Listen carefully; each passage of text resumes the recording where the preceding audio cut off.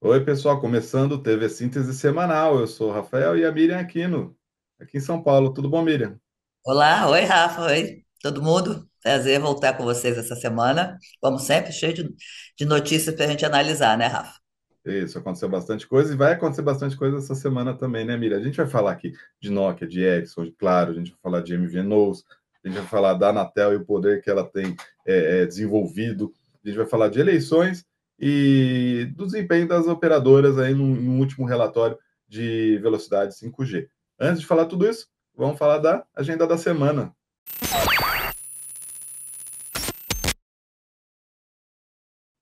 Bom, a nossa agenda começa com o Futurecom. Começa amanhã e vai até o dia 10 de outubro. E é um grande evento, já tradicional evento no setor. E esse ano ele está misturando muitos dos temas transversais que o setor cada vez mais avançando, né? Aqui em São Paulo, acho que quem quiser ir tem muita empresa e muita empresa nova também. Nós estaremos lá fazendo uma cobertura bem intensa, né, Rafa? Também essa semana, no dia 10 de outubro, finalmente a Anatel aprova o contrato de migração da Oi da concessão de telefonia fixa para o regime privado. Uma novela que a gente acompanhou durante anos e agora, efetivamente, com essa concretização, é o fruto do acordo firmado com o TCU, que acabou sendo referendado pela AGU, a última que faltava, será uma nova Oi, né? E a gente vai acompanhar, então, esta nova Oi. Também na semana de 7 a 10, o, a reunião da Organização Internacional de Satélites de Telecomunicações está prevista a ida do presidente da Anatel. Eu não sei como é que ele vai fazer isso junto, deve fazer, talvez, assinar, ou então a Anatel deve mandar algum representante. Essas são as principais atividades essa semana, Rafa. Tá bom, Miriam. Então vamos para os temas da semana, então.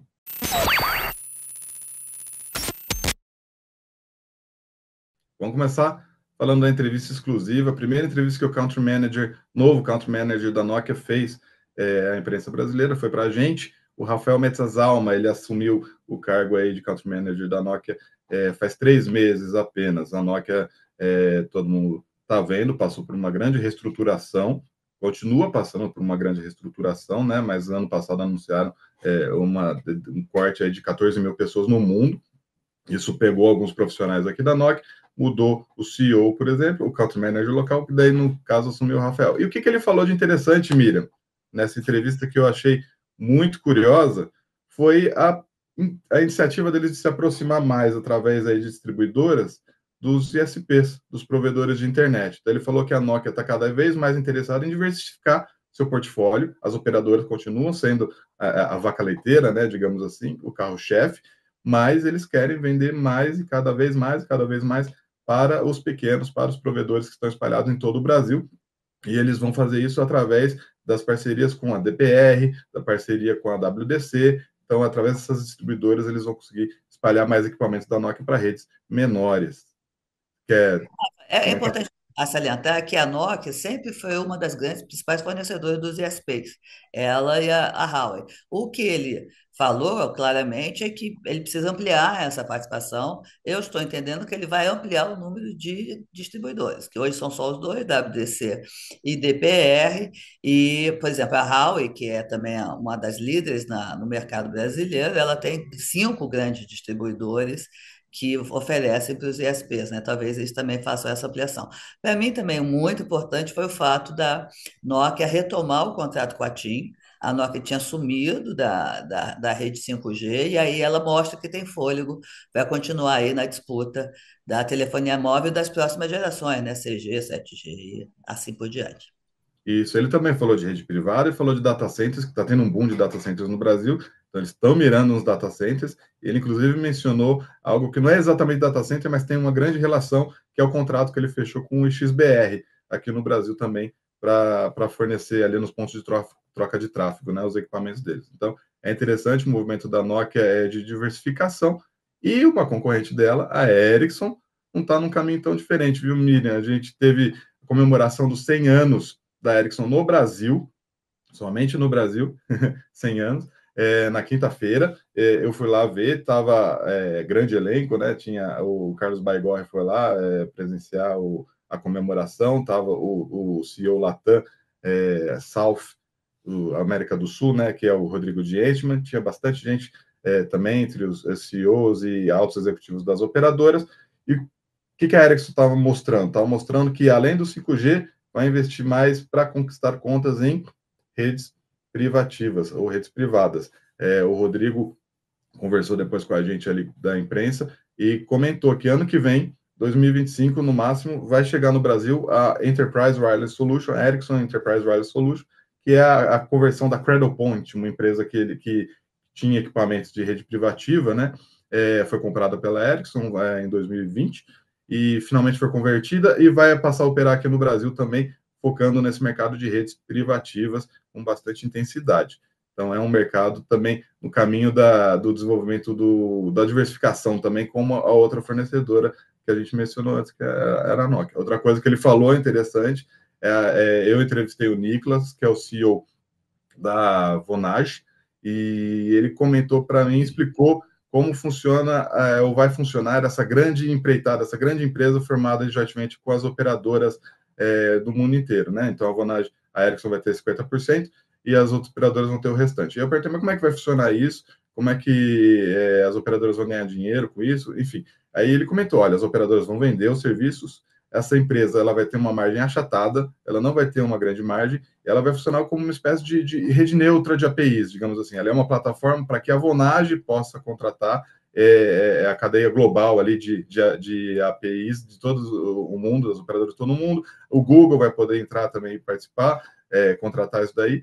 E operadoras não precisam ser sócias para participar dessa plataforma, podem só firmar um contrato. Então, achei interessante, essa empresa também vai chegar aí com tudo para ver se esse mercado de APIs e 5G se desenvolve de fato, né, Miriam? Eu acho que um fato importante a gente assinalar dos 100 anos da Ericsson é que ela também passou por um processo de grande enxugamento no mundo, né? As empresas não asiáticas estão sofrendo muito a competição agressiva, inclusive do desenvolvimento tecnológico dos asiáticos, mas uma coisa que a gente precisa registrar é que a Ericsson tem um grande parque de pesquisa e desenvolvimento aqui no Brasil, produz muito dos seus equipamentos aqui, e a Ericsson Brasil sempre ficou meio incólume aos cortes, e isso se deve ao desempenho da empresa aqui no Brasil, né, Rafa? Parabéns para a Ericsson, parabéns pelo centenário, né?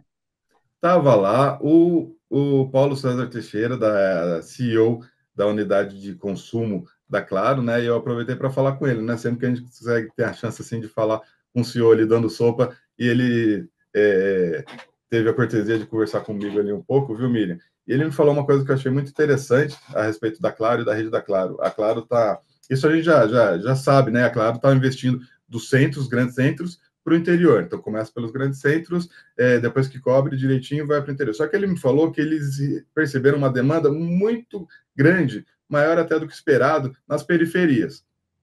Então, foi uma surpresa no sentido de, olha, a gente não esperava que tivesse tanto celular 5G nas periferias de São Paulo, que são celulares mais caros, ainda não baixou o preço. E ele falou que não, a gente constrói a rede na periferia e a demanda vem. Quem pode, compra o celular rapidinho, dá um jeito e passa a consumir o 5G. E o 5G é muito visto de forma muito positiva pelo consumidor, por conta da velocidade, por conta de maior estabilidade, onde tem a rede funcionando direitinho. E o que ele falou também? Os grandes centros já estão mais cobertos, por exemplo, são São Paulo, Porto Alegre, Campinas, Belo Horizonte, Brasília e Rio de Janeiro. Então, realmente são as grandes cidades ali, grandes geradores do PIB brasileiro. Claro já cobriu com intensidade praticamente todos os bairros, ele falou. Praticamente você não acha a zona de sombra do 5G ali nessas cidades. Isso é interessante. E uma notícia mais desalentadora, digamos assim, que ele deu, que era assim, eles tinham a expectativa de que tivesse algum celular 5G de R$ 600 ainda no mercado esse ano, até o Natal, mas isso ele falou que não vai acontecer. Isso foi algo que a Qualcomm estava estudando, tentando colocar um chipset no mercado mais barato. A Qualcomm até lançou e anunciou esse chipset, no entanto, ele não deve chegar a tempo aí das festas de fim de ano para acelerar a venda dos celulares 5G. Uma das grandes bandeiras do Paulo César, ele fala isso desde do ano passado, né, quando a Clara começou a ofertar o serviço, tem que baratear o custo, o preço do aparelho 5G para poder massificar. Então a meta dele é o 5G de US$ 100, infelizmente, como ele falou, né, não vai chegar agora, mas o ano que vem promete chegar, e aí sim você vai ter uma aceleração mais rápida da adoção, né, do 5G, porque é isso, como ele disse, né, quem tem 5G quer ter mais 5G porque ele realmente é mais rápido, né, Rafa? Exatamente. E falando em rapidez, eu acho que aí a gente merece também fazer um registro, é que as operadoras brasileiras são destaque na velocidade do 5G no mundo, né? Vivo, Claro e TIM. Vivo é a primeira do globo, né? Claro e a TIM também estão entre as 5 maiores, né? A TIM entre as 10 maiores, maiores em velocidade. Isso se deve muito à opção do Brasil pela adoção integral do 5G SA, né? Que é o 5G, Uhum. que a gente chama 5G puro, ou seja, não precisa das redes legadas para fazer dados, né? Parabéns ao Brasil. Tirando a Ásia, né, Rafa, e os Estados Unidos também não estão tão. É o Brasil e a Ásia que estão impulsionando aí o 5G SA. As outras regiões ainda estão bem lentas na adoção do SA, né, Rafa? Só explicando rapidinho esse ranking, ele considera os países com grandes áreas, tá? Então, porque, assim, é lógico, um país pequenininho como Singapura, que é praticamente uma cidade, não, é meio difícil de comparar. Mas eles consideram os países com mais de 200 mil quilômetros quadrados. E aí, Vivo, claro, estão lá no topo da lista. E depois tem países da Malásia, tem França, tem Nova Zelândia. Quer dizer, o Brasil superou os Estados Unidos, superou o Canadá, superou países desenvolvidos, a Noruega, a gente superou. Então, superamos a Espanha. Enfim, tá interessante esse ranking, realmente, como você falou. Parabéns para as operadoras brasileiras. Elas são todas as três consideradas líderes globais aí na velocidade do 5G no desenvolvimento da tecnologia. Isso. E Vamos falando. falar. Hum, Perdão. Vamos lá. Falando então de operadores, eu acho que vale o registro da democracia, né? O Brasil ontem foram mais de 150 milhões de brasileiros para as urnas, né? É um número impressionante. E 5 horas depois, acho que também a gente não cabe o registro, não cabe a gente deixar de fazer o registro de que em 5 horas o Brasil inteiro já tinha toda a sua eleição, os resultados conhecidos, apurados, acho que há dois fatos importantes. Um, não houve nenhum debate sobre as urnas, ou seja, sobre se elas são ou não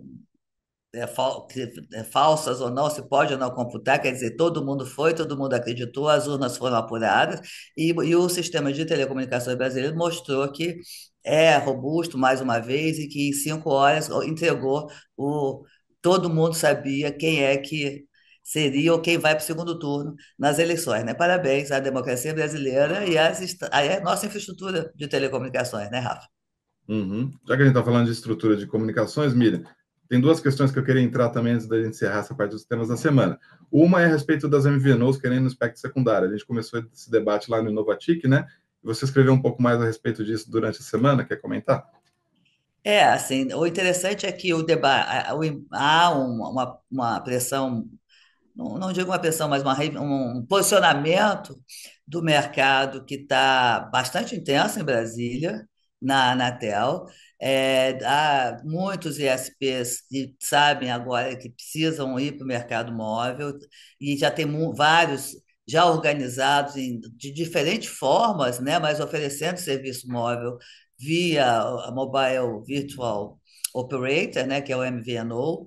O MVNO obrigatoriamente precisa fazer um acordo com as três grandes operadoras atualmente, né, para oferecer o serviço de celular. E eles estão reivindicando acesso ao espectro secundário. O espectro secundário é aquele que você ocupa sem precisar comprar, sem precisar pagar, mas também tem lá as suas limitações, mas é uma aposta que todo mundo tem para oferecer o serviço nas cidades menores, né? E isso não tem agradado os operadores regionais que compraram frequência. Então, agora não é mais uma disputa entre grandes teles versus pequenos, mas pequenos e pequenos, com seus diferentes modelos de negócio. O Plano Geral de Metas de Competição vai endereçar essa questão, porque uma das prioridades da Anatel é estimular a competição no celular, né? Mas a Anatel também está dividida sobre essa questão, não tem uma posição muito clara sobre se deve ou não o MVNO ter acesso ao mercado secundário. Então, o debate vai certamente continuar. E falando de Anatel, né, Miriam? A Anatel vai ser responsável por bloquear 2.000 bets nos próximos dias, a pedido do Ministério da Fazenda, né?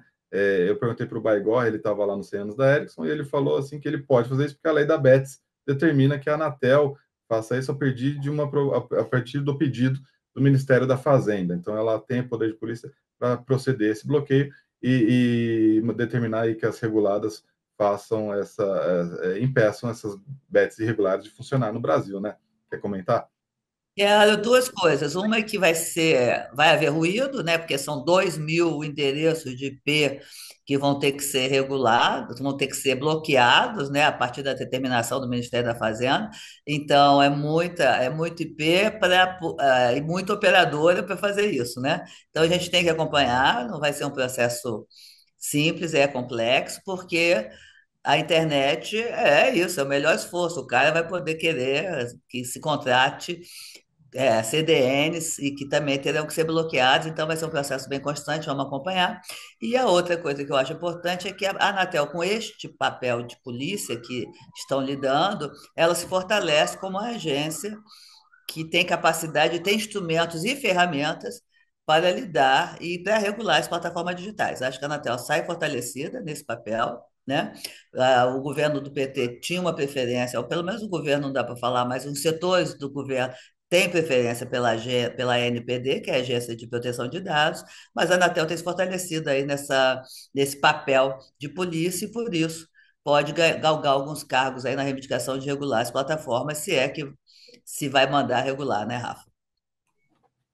Então vamos à pergunta da semana.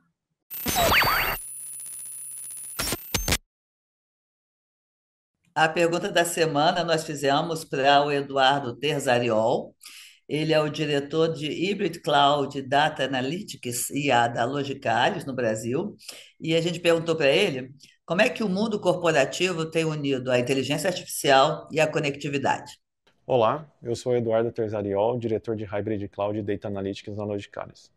A inteligência artificial tem feito parte da vida das corporações em vários aspectos, e para a conectividade não é diferente. Todos nós sabemos e entendemos que as redes fazem parte do dia a dia das corporações, principalmente na era da transformação digital. Muitos dos nossos negócios, ou até todos, dependem de conectividade. E a inteligência artificial também pode ajudar na melhoria dessas redes, fazendo com que elas sejam mais seguras, mais rápidas e mais resilientes. Um exemplo de como a gente pode melhorar a resiliência de uma rede é usar a inteligência artificial para detectar problemas com antecedência e tomar ações rápidas e imediatas antes que um problema aconteça, fazendo assim com que a estabilidade da rede seja maior e garanta a continuidade dos nossos negócios. Muito obrigado, Eduardo, pela sua participação no nosso TV Síntese. E agora eu chamo o Rafael para nos falar sobre o quem para onde.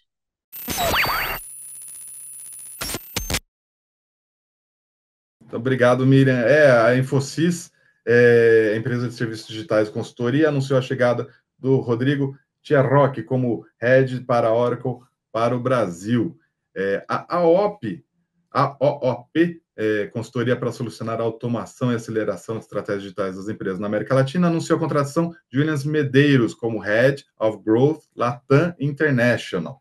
Ele trabalhou por 11 anos na ServiceNow e agora chegou aí na OP, tá? O Mitri Brito é o novo diretor de estratégia, M&A e marketing da Tivit. O executivo está desde julho de 2022 na empresa, foi gerente de M&A lá, e desde julho de 2023 ele já era o head de estratégia, M&A e marketing, tá bom? O Cláudio Placa é o novo diretor comercial da DPR Telecomunicações, né, distribuidora, que a gente até já mencionou ao longo aqui desse episódio. A Thaís Trapp é a nova CMO da empresa, da Nava, e ela chega aí com o objetivo de impulsionar um pouco aí a presença da Nava no mercado brasileiro. E Gisnaldo Pereira é o novo diretor de vendas da MSI América, empresa internacional de tecnologia e consultoria.